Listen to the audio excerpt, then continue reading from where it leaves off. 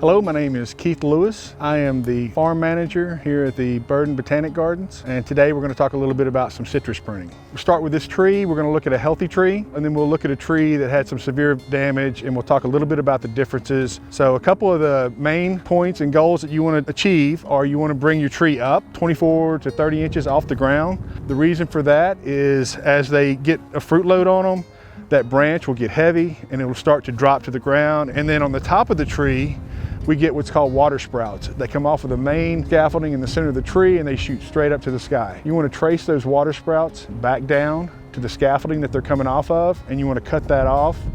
That keeps your tree from getting too tall. You can do some internal pruning. There's a lot of crossing branches. There's a lot of really tight clusters of branches. You don't want to open it up too much.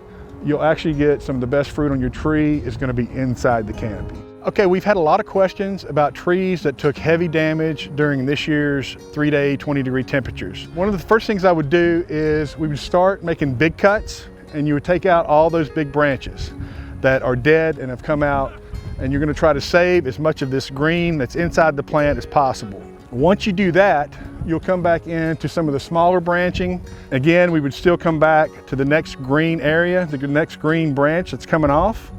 About an inch out from that, we would make our cuts. And then on other branching throughout the inner parts of the tree, all this little smaller branching that's dead, you want to go in and you want to go ahead and cut this out as well. When you're going to do that, on some of the trees, you're going to have branches that have a big healthy branch coming out one side, and then the other side is going to be completely dead.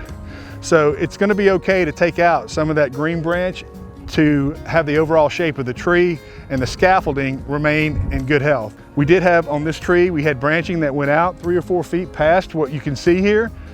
Even though it was still alive and green, we went ahead and took off part of that in order to give the tree some shape and to preserve the scaffolding. Okay, we had a beautiful, bright, sunny day here at the Botanic Gardens. We had a lot of the public came out.